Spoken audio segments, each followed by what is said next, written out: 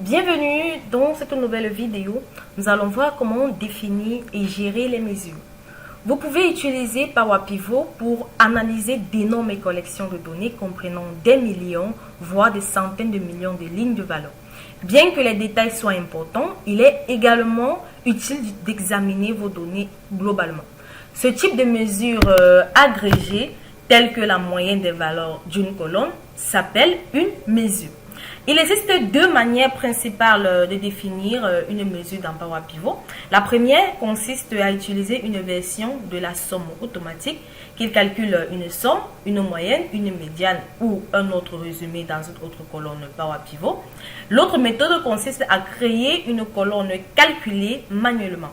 Quelle que soit la technique utilisée pour créer votre mesure, vous pouvez toujours la modifier ou la supprimer si nécessaire. On va maintenant de suite voir comment créer une mesure à l'aide de la somme automatique.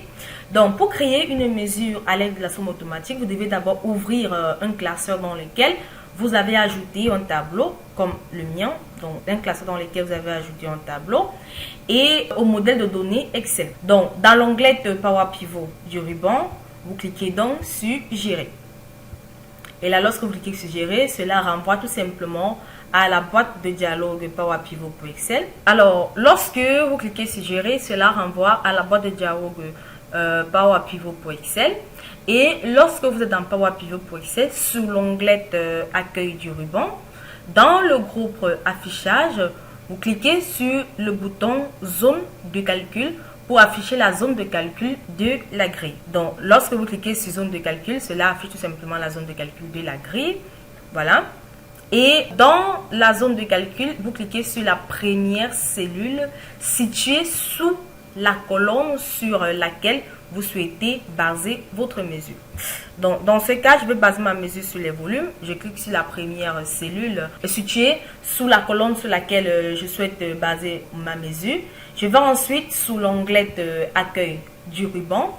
Dans le groupe Calcul, je crée tout simplement au niveau de la somme automatique. Je peux tout simplement cliquer directement sur somme automatique pour créer une somme automatique ou venir à partir de ce menu déroulant pour choisir soit une somme, soit une moyenne, soit un nombre, soit un comptage de valeurs, un maximum ou un minimum.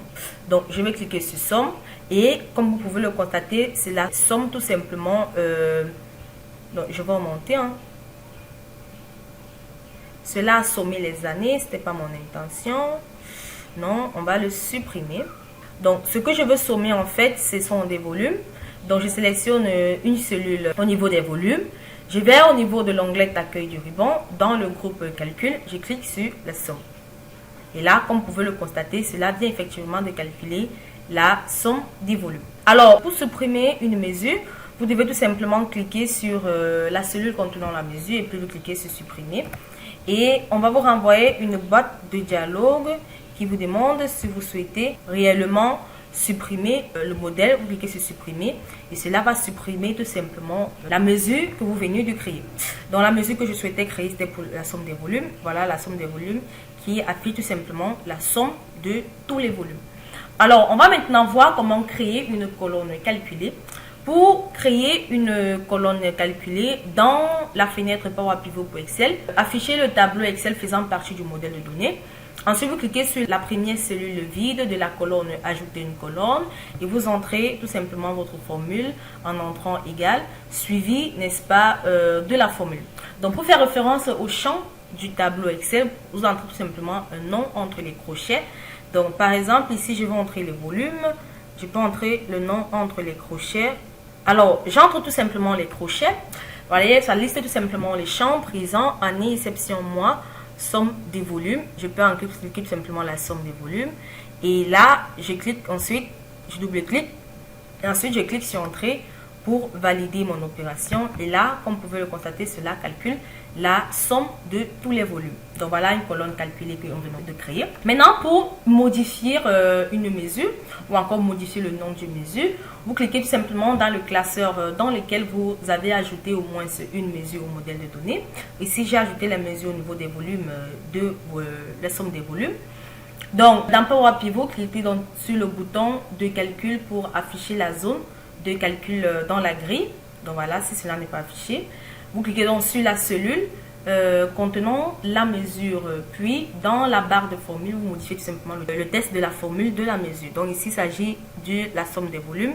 Je peux tout simplement entrer volume, tout simplement, et je clique sur entrée. Mesure ou colonne portant le même volume est déjà ok. Donc, d'accord, je peux tout simplement entrer. Donc, je vais entrer un autre nom pour somme vol ou dit somme des volumes. Je clique sur entrée.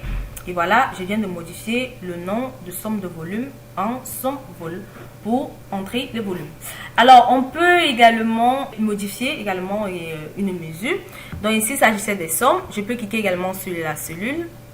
Donc, comme je le disais tantôt, vous pouvez ajouter plusieurs mesures à votre classeur. Hein.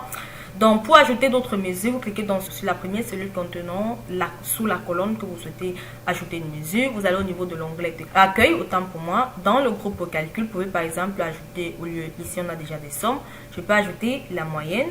Voilà, je peux également ajouter le maximum. C'est possible. Donc maintenant, pour supprimer une mesure, vous cliquez tout simplement sur la cellule sur laquelle vous souhaitez supprimer. La cellule contenant la mesure que vous souhaitez supprimer et vous appuyez sur supprimer. Vous avez une boîte de dialogue de confirmation qui vous demande si vous souhaitez vraiment supprimer définitivement cette cellule, cette mesure du modèle. Vous cliquez sur supprimer du modèle et cela va supprimer tout simplement la mesure du modèle. Voilà, j'espère que vous avez aimé la vidéo. Nous allons nous retrouver très prochainement dans une nouvelle vidéo.